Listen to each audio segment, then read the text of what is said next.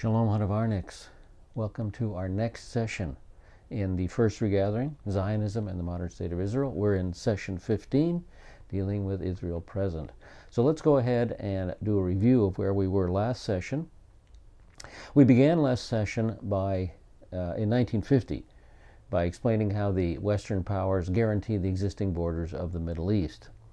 Then we moved to a discussion of the law of return, and then Operation Ali Baba, the airlifting of 121,000 Jewish people from Iraq.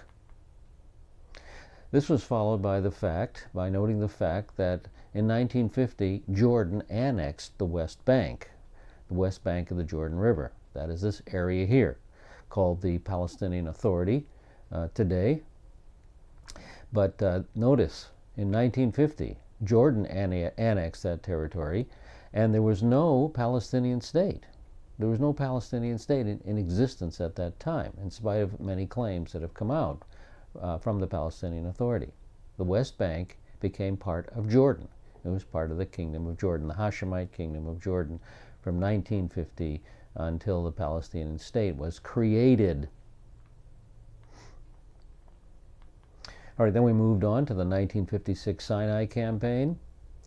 Egypt blockaded the Straits of Tiran, preventing Israeli shipping from getting to the Israeli port of Eilat.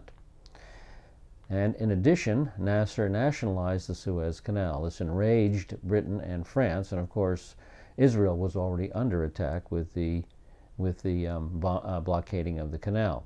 So the three got together and decided on a plan. That plan is the 1956 Sinai Campaign. The plan would be for Israel to enter the Sinai. They entered on 4 areas. This would be more than a raid, less than a war, but they would head for the canal. As soon as this occurred, France and Britain would require the two belligerents to move to positions 10 miles to the east and west of the canal. Of course, Israel would accept those conditions, but it was very, very discriminatory conditions against Egypt, and they were betting that Egypt would not accept those conditions, and that is indeed what happened. That then gave Britain and France the excuse they wanted to go ahead and attack the canal area. And so you can see here the canal area under fire during Operation Kadesh.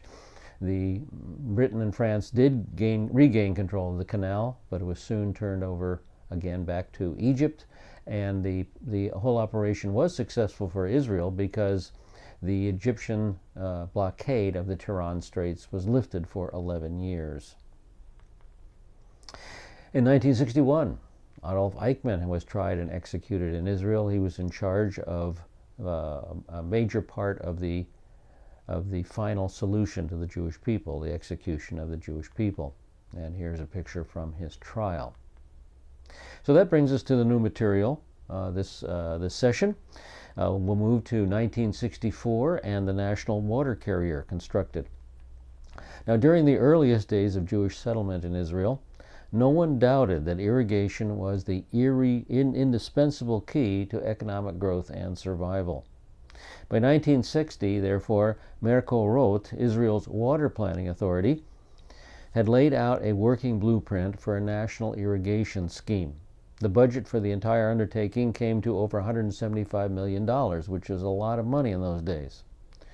No Knesset committee ever questioned this national irrigation scheme. The Israelis regarded water no less sacrosanct than defense. And Israel utilizes its water very efficiently, both then and now. Way back in 1963, sewage treatment plants reclaimed 90 million cubic meters of water each year. That was 5% of Israel's total water resources were recycled way back in 1963. Now, the last phase of the master plan came with the Jordan Valley project. The water would have to come from the Galilee Rain area. Now, the largest portion of the surplus from the Jordan River flowed from these two rivers flowed into the Jordan River, and the river then would have to be tapped. Its reserve extended by pipe and conduit through the Emek Valley to the coastal plain, and from there down to the Negev. Now, the first phase was the building of an enormous conduit, a conduit traversing the land of Israel, 2/3 of the length of the land of Israel. It would absorb local water surpluses and replenish local shortages en route. So that was the plan, this very long, enormous conduit. Now, the Lake Galilee, Sea of Galilee, the mouth of the conduit, functioned as a semi-natural reservoir and was tapped during the warm season. The water would first be pumped into a tunnel extending westward to the lower Galilee hills, and subsequently a huge pressure pipe funneled the water on through the valley of the Jezreel, boring through the hills south of Carmel in a 4-mile-long tunnel and extending along the coast to the threshold of the Negev. Thereafter, large distribution lines circulated the water throughout the upper quadrant of the desert as far as Beersheba. Thereafter, completed in 1964, the national carrier henceforth supplied the nation with additional 320 million cubic meters of water annually. And here's a photograph of the national water carrier under construction. So this 320 million cubic meters of water was a 25% increase in supply for the northern part of the country and a 75% increase in supply for the desert, for the Negev.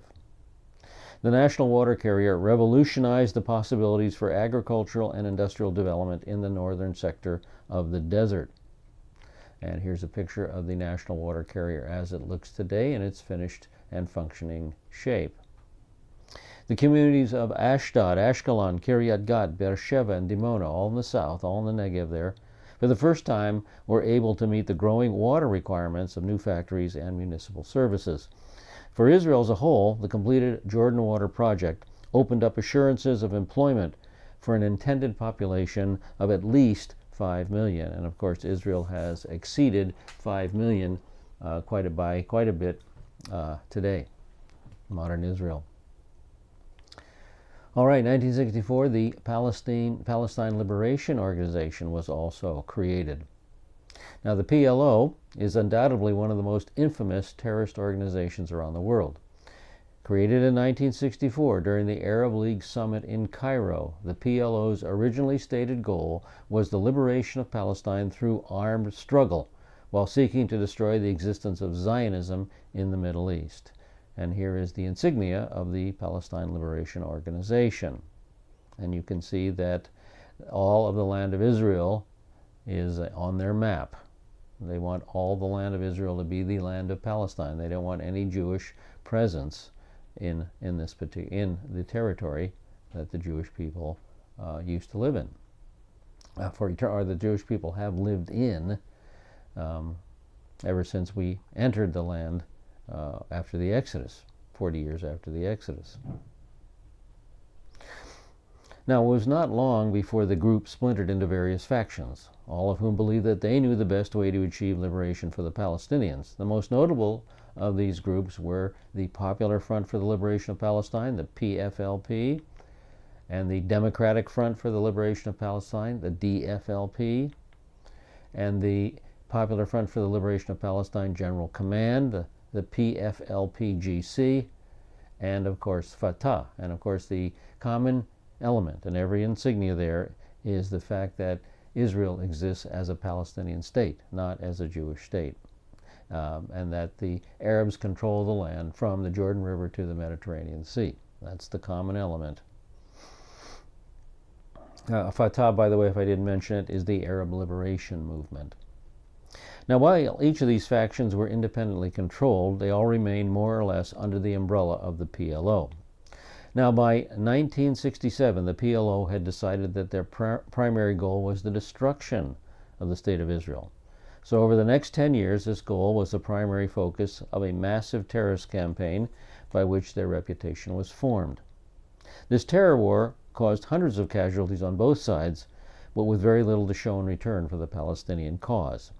Therefore, the PLO made a conscious decision to alter its focus from one based purely on terrorism to one that would include the diplomatic and political elements necessary for meaningful dialogue. The PLO's partial reversal in ideology created unhappiness among many of its followers, who felt the organization was drifting away from its goals. This led to the creation of yet another splinter group called the Rejectionist Front. Well, at this point, I'd like you to view the DVD Israel as a Nation is Born, Volume 2, Part 3, dealing with the years 1956 to 1967 by Foreign Minister Abba Eban. This would be a very appropriate time to look at that DVD. So let's pick it up in 1967 with the Six-Day War. As Israel's growth and strength were increasing, and increasing as a fact in the Middle Eastern life, so was Arab hatred. So let's go ahead and begin by discussing the background of the Six-Day War. We'll start in 1965. In 1965, the Syrian regime had allowed its 47-mile frontier with Israel to become the Middle East's single most explosive boundary. Now here is the map of that area. You can see the Syrian Arab Republic. Now Israel is down here in the little southwestern corner of the nation. And the boundary we're talking about is this little border with Israel, this 47-mile border with Israel. An example of the explosive nature of this border and the escalations that were occurring began when Israel started to embark on its own regional water plan. Well, Syria was incensed. Actually, this was in 1963. Foreign ministers of 11 Arab governments met in Cairo in December of 1963, and there reached an agreement on their response. They would divert the tributaries to the Jordan River, which is the Khazbani River and the Banyas River, both on the Arab side of the border. In that fashion, they would prevent the waters from reaching the Israeli territory. So they would divert these rivers on their territory, and then none would reach any Israeli territory. To that end, in February of 1964, Syrian and Lebanese engineering teams began the construction of diversion canals several miles within their own borders. They didn't get far. The Israeli artillery promptly shelled and destroyed their bulldozers. When the operation was resumed in the summer of 1965, it was bombed and strafed by Israeli planes. By then, the Syrians had completed only about 1% of the necessary diversion. Even more incendiary in Israeli-Syrian relations was the acute state of tension along the demilitarized zones. Nowhere were Israeli citizens more vulnerable to attack. Along the main DMZ area, Syrian gun positions in the Golan Heights dominated the Hula Valley. Now here's a satellite view of the area. We have Israel and the Sea of Galilee. I'm sure you'll recognize that. Lebanon, and to the east, Syria. This is the Golan Heights on the western border of Syria. And between Lebanon and the Golan Heights lies the Hula Valley. Now here's a close-up of the area. We have Lebanon to the west and the Golan Heights to the east, and between the two lies the very fertile and very desirable Hula Valley. And you can see there's a number of farms from this satellite picture. You can see the farms. And this is the 1967 Syrian border. This is the border that had become so fraught with danger and tension. It ran across the top of the Golan Heights. Ran across the top of the Golan Heights. Now here's a look down into the Hula Valley. Again, you can see it's very fertile, very productive valley. And now we're on the floor of the Hula Valley, and we're looking back up at the Golan Heights. It's up on that high area that the Syrian guns were placed, and they could fire with impunity down onto the farms in the Hula Valley. In fact, this is one of the bunkers that are left. You can see this bunker is overlooking the Hula Valley. The Hula Valley is there down in the background. You can see it down on the lower ground. And now we're inside that bunker, looking out of the bunker. The bunker, of course, is in Syrian territory at this time, and then the Hula Valley lays below it, and then off in the distance you see the hills of Lebanon. Now the confrontation along the Israeli-Syrian frontier was escalating into prolonged artillery duels and even aerial dogfights, and The firing from the Golan had become so persistent that the Israelis were using armored tractors to farm the land. Armored tractors were standard equipment. In its anti-Israel campaign, the Syrian government was determined as well to make active use of the Palestinian refugees. Actually, that decision was made as early as the Arab Summit meeting in 1964, when the Palestinians were formally authorized to, quote, carry out their role in liberating their homeland and determining their destiny. Several months later, an assembly of Palestine Arabs was convened in Hashemite Jerusalem, that's the Jordanian side of Jerusalem, and from its proceedings emerged the Palestine Liberation Organization. There was the origin of the PLO. Again, here is its insignia. A rival and even more radical Palestinian group in Syria, the Fatah, the Arab Liberation Movement, had been organized several years earlier by veterans of the Mufti's former Arab Higher Command. And here's the Fatah, the Arab Liberation Movement insignia again.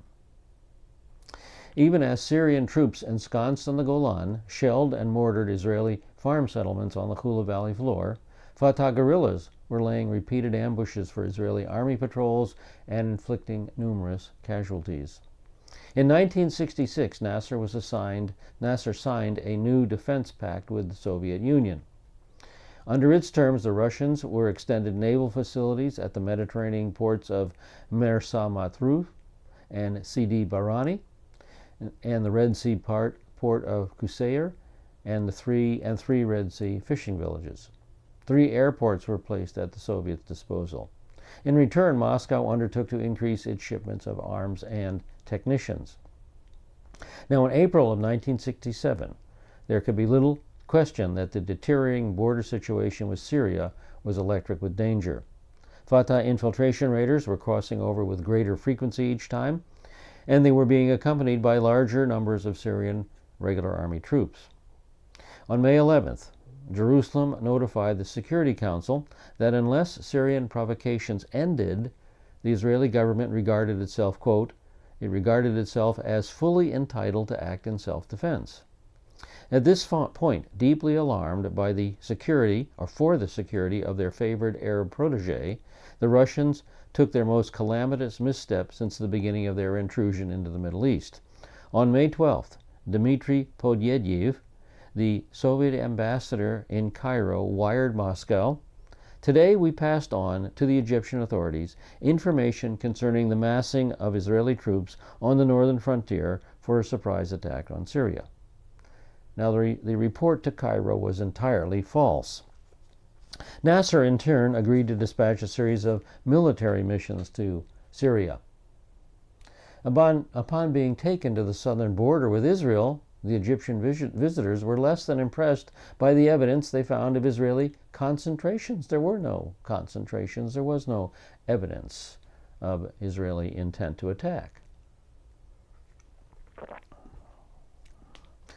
Nasser's decision to let the crisis escalate was based on other factors.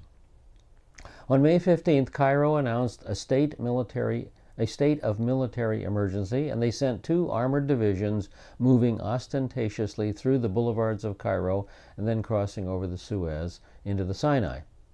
Then, on the night of May 16th, Nasser suddenly gave orders for all 3,400 UNEF soldiers near Gaza to redeploy in the encampments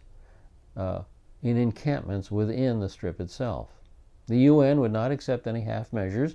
Either the UNEF accomplished its mission without reservation, or it would be withdrawn altogether from Egypt. Unknowingly, UN Secretary General U Thant had just dislodged the stone that loosed the avalanche. For in the afternoon of May 17th, after a series of lengthy cabinet meetings, the Egyptian government called the Secretary General's hand.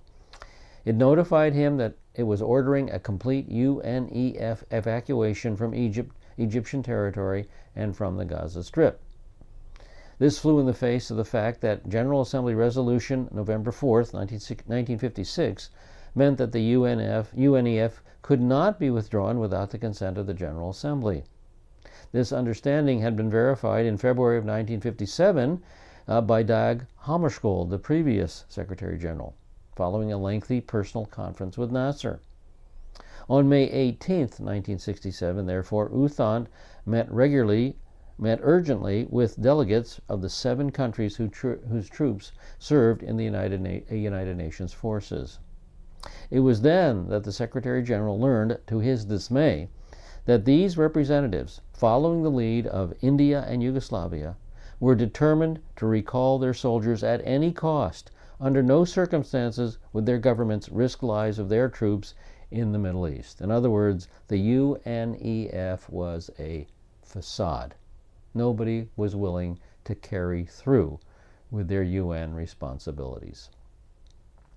Persuaded that further discussions would be useless, U Thant therefore remained oblivious to appeals of the United States and Israel not to capitulate to Nasser's demands. Later that day, the blue-helmeted UNEF garrisons evacuated their positions at Al-Kuntila and Jebel al-Hamra. Egyptian troops and heavy equipment immediately moved in. Then, more alarming yet, an Egyptian task force suddenly ordered the evacuation of the UNEF company at Sharm el-Sheikh. Sharm el-Sheikh guarded the Straits of Tiran. As a result, then, of U Thant's unwillingness to invoke the full range of United Nations procedures, the UNEF collapsed like a house of cards. With it collapsed the world's body's most impressive peacekeeping achievement. 3 Egyptian divisions and more than 600 tanks began fanning out through the Sinai Peninsula. At the same time, the regime in Damascus, Syria, mobilized 50 cadet battalions, and Iraqi brigades moved out toward the frontier with Jordan.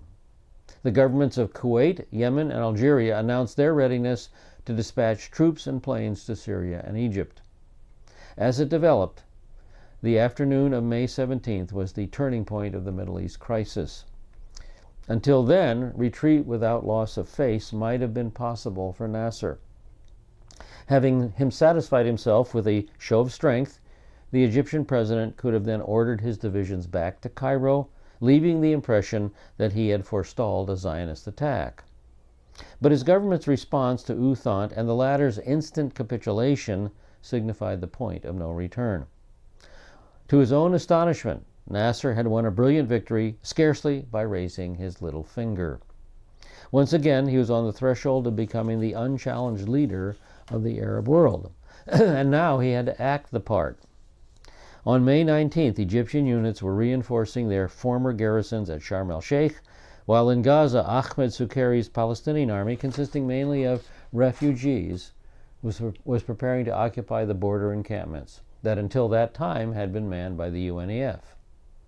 On May 20, a general Israeli mobilization was proclaimed. Late on the night of May 21, acceding to the request of his cabinet and of the other Arab governments, Nasser made a fateful decision. At daybreak, 2 Egyptian submarines, a destroyer, and 4 missile launcher boats passed through the Suez Canal and headed for the Red Sea. The next day, Nasser made a chilling announcement. The Strait of Tiran is part of our territorial waters. No Israeli ship will ever navigate it again. We also forbid the shipment of strategic material to Israel on non-Israeli vessels. And the Egyptian Navy would enforce this decree. So the threat to Israel was mortal, Eilat being Israel's key oil port. By noon of May 23rd, mobilization in Israel had become total. On May 23rd, after Nasser closed the state of Tiran, General Rabin was overcome with despair at the government's indecision and suffered a nervous breakdown. And here is General Yitzhak Rabin. The Army medical officer prescribed rest for 2 or 3 days until the Chief of Staff recovered from his collapse, which was officially attributed to nicotine poisoning. In effect, the nation and its armed forces were bereft of decisive leadership at one of its gravest moments, perhaps the very gravest moment of its existence. So at this point, there arose a growing clamor for Moshe Dayan to become the Minister of Defense. And on June 1st, Israel's Prime Minister Levi Eshkol gave the Defense Ministry to Dayan. The popular trust in the famed one-eyed general was overwhelming. News of his appointment immediately restored the confidence of the armed forces and the nation at large. Now Nasser, euphoric at the revived adulation of the Arab world, Nasser stated to the Egyptian parliament on May 25th, and here of course is Nasser, he stated to the Egyptian parliament on May 25th, the problem presently before the Arab countries is not whether the port of Eilat should be blockaded or how to blockade it, but how totally to exterminate the state of Israel for all time. On May 30th, Hussein of Jordan flew to Cairo to sign a mutual defense pact with Egypt, treating photographers to the spectacle of himself and Nasser embracing in brotherly friendship. The little Hashemite monarch clearly dared not abstain from an undertaking that was sweeping the entire Arab world into its vortex, and that seemed likely at last to annihilate the Zionist enemy. On June 3rd, Iraq also joined the military pact, and the following night an Iraqi motorized brigade crossed into Jordan. At the same time, Iraqi Air Force concentrated its planes at the Habaniya Air Base near the Jordanian frontier. Now, when Yitzhak Rabin became chief of staff in 1964, he testified before the Knesset Security and Foreign Affairs Committee that any future war would have to be won in 4 days. It could not take substantially longer for economic reasons. The implications were that Israel should attack preemptively. Yet, to avoid alienating world opinion, the nation was left with no recourse but to allow the enemy to mobilize, gather on Israel's borders, proclaim to the world that the time for the Jews' liquidation had come, and then strike out at the enemy with an anticipatory counteroffensive at the last possible moment. Well, this map summarizes the Middle East crisis from the 14th to the 24th of May 1967. I'm just going to share with you these two boxes. The white box outlines Arab strength, 547,000 troops, that's 500,000 soldiers, 2,504 tanks, 957 aircraft. The black box summarizes Israeli strength, 264,000 troops, that's 250,000, half of the Arab strength, 800 tanks, that's about a third of the Arab strength, and 300 aircraft, again about a third of the Arab strength. Israel is outgunned. And this map is a summary of the Arab armies massing on Israel's borders. To the north we have the Lebanese in the pink arrow. South of them we have Syria, which is a dark blue area. South of Syria is the Iraqi contingent, again in a bluish arrow. South of Iraq, with the red arrow, are the Jordanian elements. South of the Jordanian elements in the light blue is the Saudi Arabian elements, and then to the west in green are the Egyptian elements. So Israel is being totally surrounded by Arab enemies, all signing on to this military pact to destroy Israel. Well, I'd like to share some biblical insight regarding this from Psalm 83. In Psalm 83, we read a song, a psalm of Asaph, and first it begins with a plea. O God, do not remain quiet. Do not be silent, and O God, do not be still.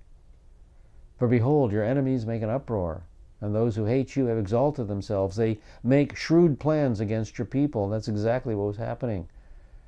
Syria and Russia and Egypt were all engaged in shrewd planning.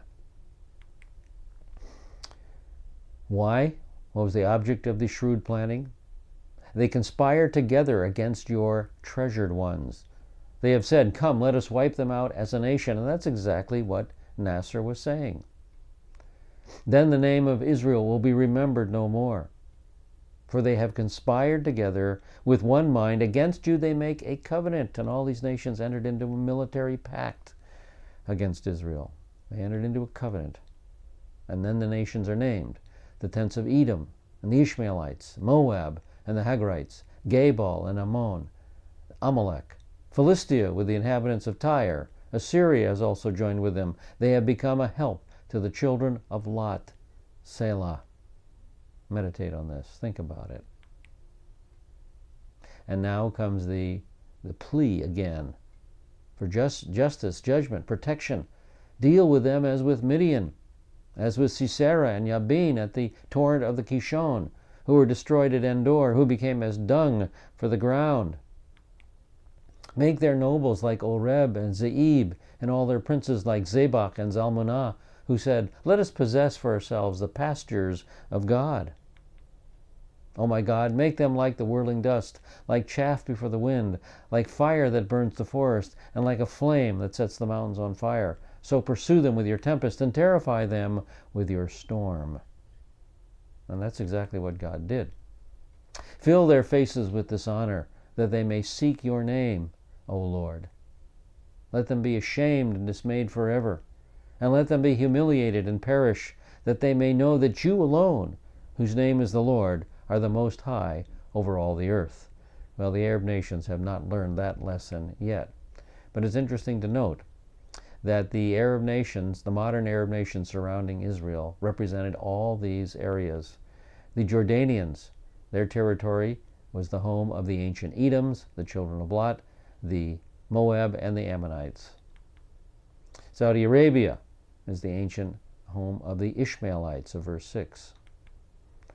The Hagarites lived in what we call modern Egypt today. Lebanon is the home of the ancient people of Gebal and Tyre. Amalek lived in the Sinai Peninsula, where the Bedouins live today. The Gaza Strip was the home of the Philistines in ancient times. And Syria and Iraq cover the area where Assyria was located in ancient times. It's interesting to note that from 1948 on, the only time in history that Israel's surrounding nations have covenanted together, all of them, in order to destroy Israel, began in 1967. So it appears that Psalm 83 is looking forward to exactly what we are witnessing today. On June 1st, Foreign Minister Abba Eban informed Prime Minister Eshkol that no political purpose could be served in delaying military action. And here's a portrait of the current Prime Minister Levi Eshkol. At 7:10 p.m. on June 5th, Major General Mordecai Hod, commander of Israel's Air Force, radioed the attack order from the operations room of the Defense Ministry in Tel Aviv. And this is Major General Mordecai Hod. Thereupon, the world's most skilled air arms was launched into action. Israeli pilots and ground crews were considered the equal of any army in the world. Thanks also to near-perfect intelligence, the Israeli command had pinpointed the location of virtually all the Egyptian planes, all anti-aircraft batteries, and even wooden dummy planes. It knew, too, when Egyptian pilots flew their morning patrols and when they landed for their morning coffee break. All had been studied, prepared, and rehearsed innumerable times before D-Day. And now the first Israeli planes took off at staggered intervals for Egypt's key air bases in the Sinai Peninsula, in the Suez Rectangle, and in the Nile Valley. The two-engine Balfour light bombers were assigned the furthest target, Luxor on the Nile, almost twice the distance to Cairo. And here's a drawing of the Balfour light bomber that the Israelis used. There's a drawing of the Balfour in flight. Now, the Egyptians had 19 airfields that needed to be attacked. One off the map there on Rosh Banas, another at Luxor, another at Gardaka, an airfield at El Minya, at Bnei Suef. 4 airfields were associated with Cairo. The Delta had 4 airfields associated with it. Al Arish in the Sinai Peninsula had 3 airfields associated with it, and the Suez Canal had 2 airfields associated with it. And so the Balfour bombers were assigned the airfields the farthest distance away. They had apparently the longest range. Now, the single-engine Mirage headed for the nearest fields at Al Arish and others in the Sinai. And here is the Mirage fighters. Here is a picture of a Mirage in flight. And so the Mirage fighters took on the nearby airfields. All were scheduled to arrive over their targets at the identical moment, 7:45 a.m. Israel time. 7:45, and all the planes reached their targets at the same time. The pilots were ordered first to destroy the Egyptian bombers and interceptors and devastate the air bases. Taking off over the Mediterranean, the planes hooked back over Egypt at near ground level to avoid enemy radar. Reaching their 19 separate targets at the appointed time, the Israelis climbed high and then dived to 200 feet as they proceeded to attack the Tupolovs and the MiGs. Those are the Russian aircraft.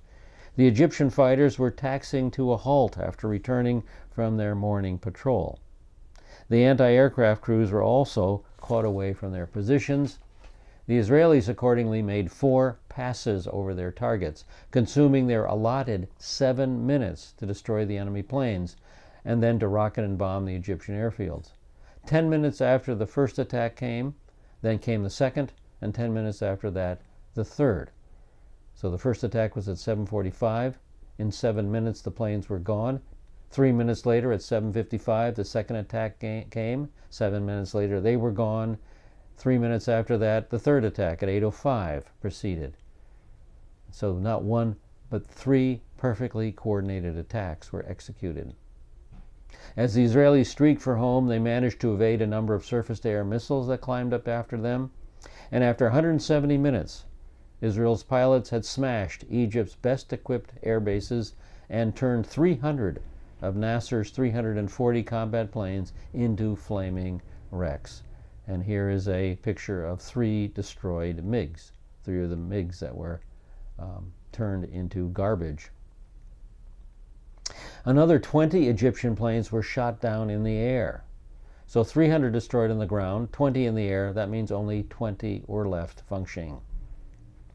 When the returning Israeli jets touched down and their pilots debriefed, the news of their success was received with disbelief and skepticism. General Hode admitted later, "In my wildest dreams, I never would have thought this kind of record possible. I reckoned on at least half a day to complete the job, maybe even a whole day or a night and a day." The Egyptian Air Force, the largest in the Middle East, was in ruins.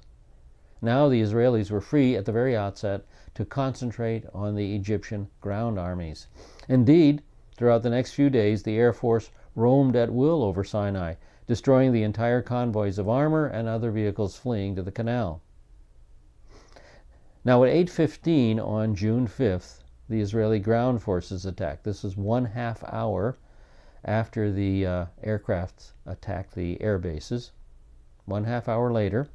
And your map, you can see the line of attack of the Israeli brigades from the 5th to the 8th of June 1967. On the 5th and the 6th, they crossed over the border here and began entry into the Sinai. And then on the 7th and 8th, they swept across the Sinai Peninsula all the way up to the canal. By the end of the second day of battle, after 35 hours of uninterrupted war, the first and most difficult phase of the Israeli operational plan had been completed. Egyptian fortifications had been penetrated and bypassed. Sinai was opened wide before the Israeli armor, and the roads to the west and the south were clear. Throughout the first day of the Sinai offensive, the Israeli government refrained from issuing announcements regarding the magnitude of their victories. The only military communiques that went out over the airways were broadcast by Cairo. And during the first 24 hours, these releases spoke of unprecedented Egyptian breakthroughs, of Israel's army and air force destroyed, of Egyptian mechanized columns driving on Tel Aviv.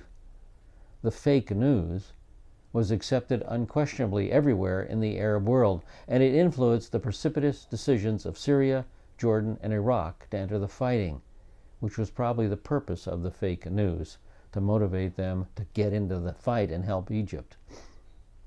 When the hostilities began on June 5th, the Syrians at the last minute adopted a wait-and-see attitude and preferred simply to shell the Galilee town of Rosh Pinah and its neighboring border settlements.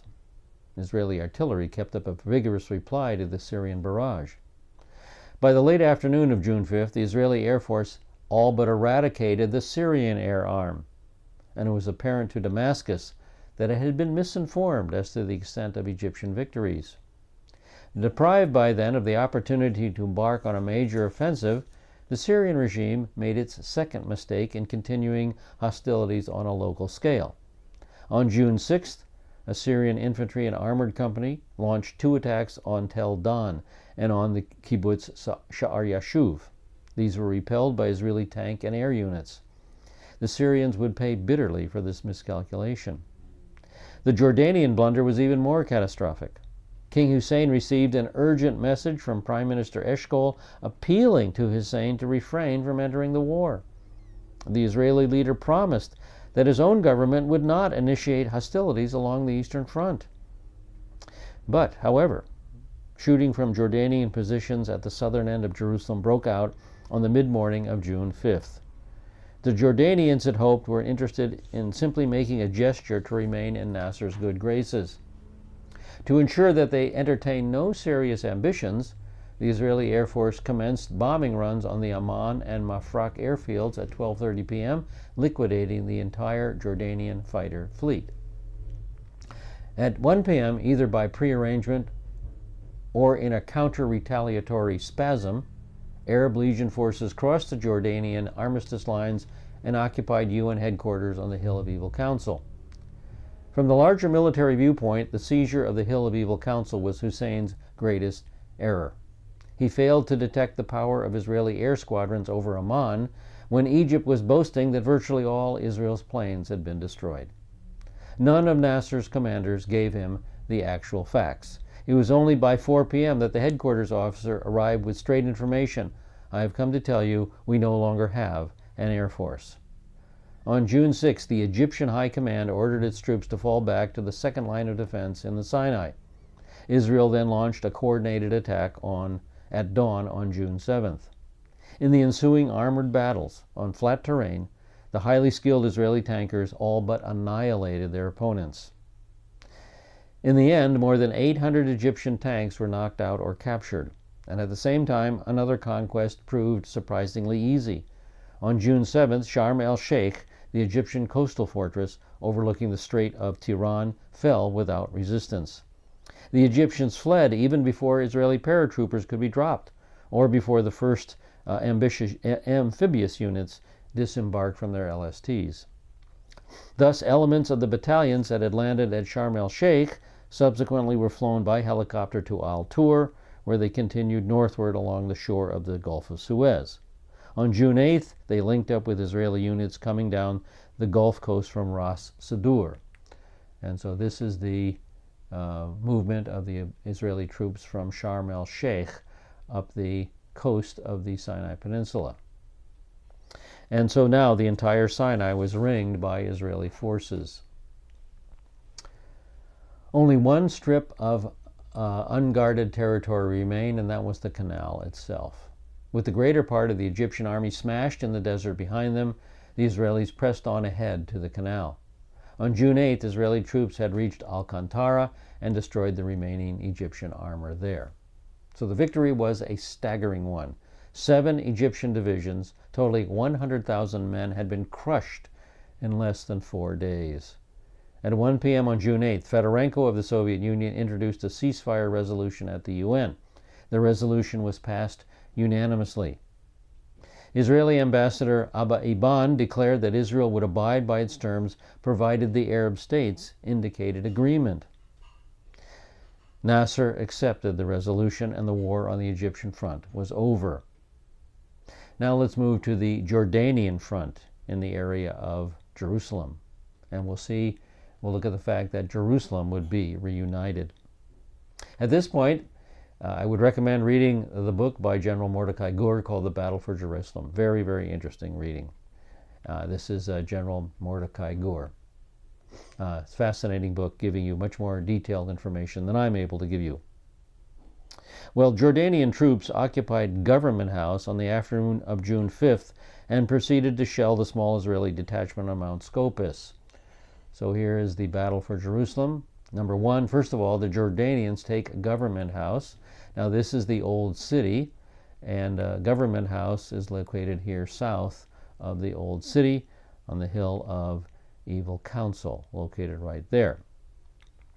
Then they proceeded to shell Mount Scopus. You see up on Mount Scopus there's an Israeli demilitarized zone. So they were starting to throw artillery shells into that area. At that point, with Diane's approval, Rabin issued orders to General Narkis, retake Government House, link up with Scopus, protect the Jerusalem high ground at any means. And this is General Uzi Narkis. He was tasked with this job. A company of troops set about ascending the Hill of Evil Counsel, and by mid-afternoon the operation was completed with a loss of 8 dead. And so now the third stage, the Government House is secured. There's the Hill of Evil Counsel, and so a Israeli detachment takes that high ground and secures that high ground. Now simultaneously, a paratroop brigade under the command of Colonel Mordecai Gur was reassigned from its intended Sinai destination and transported by bus from Tel Aviv to Jerusalem. Gur's instructions were to attack Jordanian fortifications on the perimeter of the Arab city and then move against the Arab legionnaires atop the heights near Scopus. At 7:45 p.m., searchlights went on atop the Histadrut building and focused their beams on Jordanian artillery and machine gun positions. The Israelis then shelled the illuminated targets. At the same moment, the Jerusalem Brigade's ancient Sherman tanks were rolled out of their camouflage shed and sent moving toward Jordanian bunkers. The attack began at 2:20 a.m. on June 6, 2:20 in the morning. The first prong of the attack was Ammunition Hill.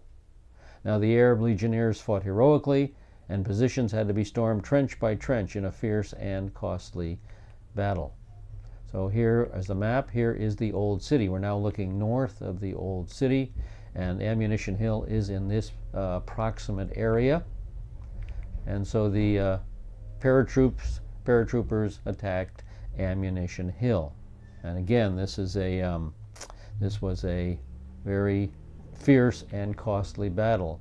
The troops had to battle among the trenches of Ammunition Hill, and here we see how the trenches look today. These trenches have been left there, I think probably as a memorial to the battle. A fierce and costly battle. Now the second prong of the attack was launched from the Mea Sha'arim quarter against the Mandelbaum Gate. Now again, here's the old city again. Now we're going in close up again. Here's the old city. Just orient yourself. Here the Mea Sha'arim quarter, just to the north and west of the old city, and then the Mandelbaum Gate is located in this approximate area right here. So now let's get in even closer. You can see the old city at the bottom of the map. Here's the Mandelbaum Gate. Here's the way the Mandelbaum Gate looked before it was dismantled. You can't see it today. It was taken down when it was no longer needed. But the paratroopers then attacked the Mandelbaum Gate, and once more the fighting was intense, raging from street to street and house to house. And we backed off a little bit. And with the support of the tanks, the paratroops completed the action by dawn. Rabin then ordered his general to launch a coordinated pincer attack through the West Bank.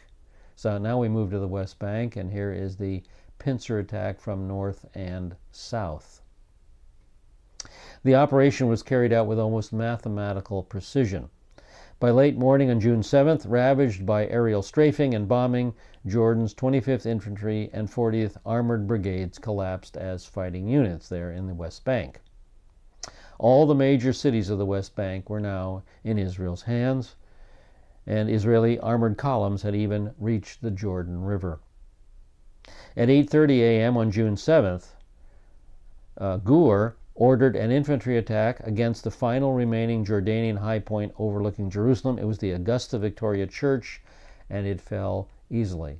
So the paratroopers continue on, and they take the high ground, the area of the Augusta Victoria Church.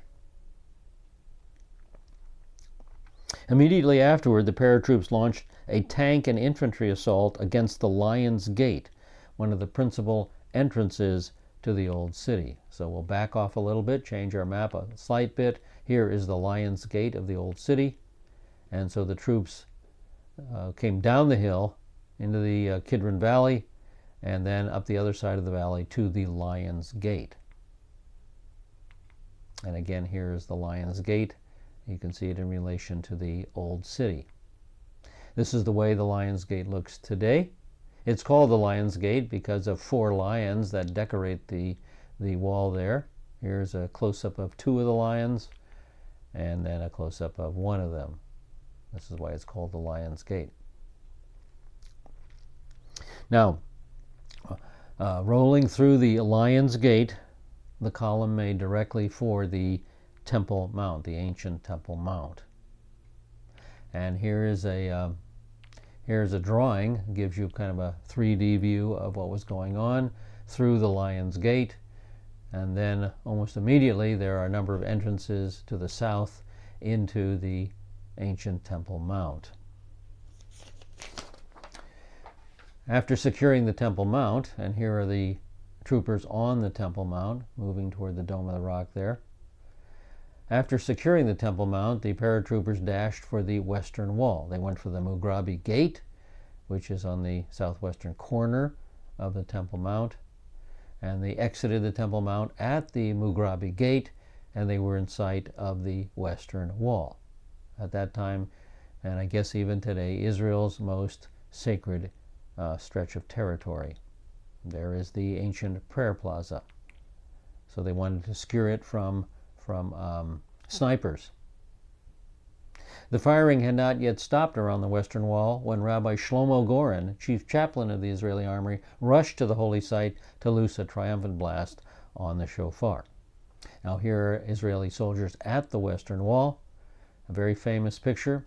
These 3 soldiers have been identified from left to right: Zion Karasanti, Yitzhak Ifat, and Chaim Oshri. And a picture was taken in 2014 of these 3 soldiers gathered together again at that same location. And this is Chief Rabbi Shlomo Goren of the IDF blowing the shofar at the Western Wall in June of 1967. Dayan, Rabin, and Eshkol soon followed. There's the 3 generals entering the area. They were dazed and awestruck by the recovery of the Western Wall. Touching the flagstones of the ancient wall, even hardened veterans wept. And here's a picture of Israeli troops on the Temple Mount. This is a picture of the area today. Here is the Mughrabi Gate. This is where the paratroopers exited the Temple Mount, and they looked to the north down on the prayer area. Of course, it's been cleared out. It's now a prayer plaza, and much more extensive area for prayer than in 1967. Well, Hussein had paid dearly for his gamble. He had lost over 15,000 troops in dead, wounded, and missing, as well as his entire air force and half his armor. He had also been stripped of half his kingdom. His richest agricultural lands and the tourist revenues from East Jerusalem and Bethlehem accounted for 40% of the nation's income. But he made the Israelis pay too. The truth is, we paid a heavier price in Jerusalem than we did in the Sinai. 1,756 casualties against 1,075. No less than 25% of Israel's losses on the Jordanian front were taken in the battle for Jerusalem, and specifically for the Old City. Few Israelis begrudged the cost. Now we move to the conquest of the Golan Heights to the north. The final decision awaiting the government was the decision regarding Syria. At 3 o'clock on June 9th, Dayan was informed that the Egyptian and Jordanian ceasefires had come into effect. At this point, he decided to move against the northern enemy on the Syrian front. Israel's strategy was to crack the main fortifications, move onto roads behind the Syrians, and the enemy would panic. And the strategy proved absolutely correct. The morale of the Syrian army was shattered irretrievably, and its troops began to flee for their lives. At 5:30 p.m. on June 9th, the Syrian representative in the Security Council announced that his government had ordered an end to the fighting in compliance with the UN ceasefire resolution. Within a half hour, similar orders had gone out to Israeli armed forces on the northern front. However, Israel maintained their drive with the intention of taking the entire Golan. In the Defense Ministry in Tel Aviv, tension was growing as the Golan offensive raced the UN ceasefire deadline, and the Israeli drive was successful, and the Golan Heights was taken. And here's a map of the Golan Heights. The light area, of course, is the Golan Heights. And this is looking down to the east on the Golan Heights, looking toward Damascus. Off in the distance, you can see Kenitra, an abandoned city lying in the no man's land. And here is a close-up, the best you can get, of Kenitra using the telephoto lens. This is looking north, the Golan Heights looking north at Mount Hermon. And this is also a site you see commonly on the Golan Heights. The Syrians planted thousands and thousands of landmines in the area. And so you see quite a number of these signs warning people to stay away from certain areas. So the Six-Day War ended officially at 6:30 p.m. Israel time on June 10th. It had been a catastrophic defeat for the Syrians. In 27 hours of battle, they had lost 2,500 killed, 5,000 wounded, one-third of their tanks, half their artillery, 80,000 soldiers and civilians fleeing the Golan. Israel lost 115 killed, 306 wounded, as well as 2 civilians killed and 16 wounded from the Syrian bombardment against the Galilee settlements. The entire Golan Plateau was now in Israel's hands. The long nightmare of Syrian bombardments was over. No more armored tractors were needed. The nation's equipment losses were 40 planes and 80 tanks. The Arabs had suffered up to 30,000 casualties, at least 450 planes and 1,000 tanks destroyed or captured, as well as vast quantities of supplementary equipment. And so the results of 1967, a new military geographic reality had been created in the Middle East. And this map shows Israel after the Six-Day War. Israel proper is the light yellow, and the occupied territories from north and south are in the brown, the Golan Heights, the West Bank, and the Sinai Peninsula. Now, before the war, the main Israeli population center had lain within 4 minutes flying time of the nearest Arab air base. Any Arab land offensive into Israel, except in the southern Negev, would have affected thickly populated, thickly inhabited areas. Much of Israel's narrow wasteland had fallen within Arab artillery range, as had Jewish Jerusalem and the northern Galilee settlements. Now, after the war, the situation was reversed. It was the Israeli planes and troops that were within close striking distance of Amman, Damascus, and Cairo. Amman, Jordan, Damascus, Syria, and Cairo, Egypt. Jewish Jerusalem was no longer under the firing line, nor was the Galilee, nor any other Israeli population center. Now, Howard Zahar explains this incredible change from a purely human perspective. Zahar says, "What accounted for this earthquake? The explanation can hardly be attributed to superiority of weapons. The equipment advantages were entirely the Arabs. Rather, as in earlier Arab-Israeli wars, the decisive factor was the human element. The literacy gap between Arab and Israeli common soldier was one factor in this equation. Leadership was another. The Egyptian staff officers were guilty of astonishing overconfidence and lack of organization." The force of personal example was vital as well. At almost every echelon, Arab staff and operations officers panicked once the Jews achieved their initial breakthroughs. In the end, however, it was more than literacy and commitment that tipped the balance in Israel's favor. It was the courage born of desperation at all levels. Well, all that Howard Sachar has said undoubtedly is true, but he hasn't said enough.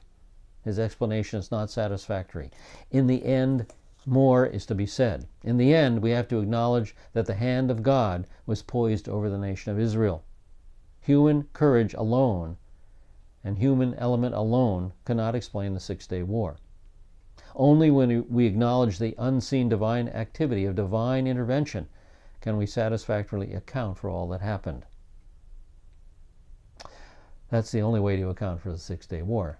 Israel is a miracle nation. So at this time, I'd like you to view the video, 6 Days in June. You can get it on Amazon Khan by WGBH from Boston.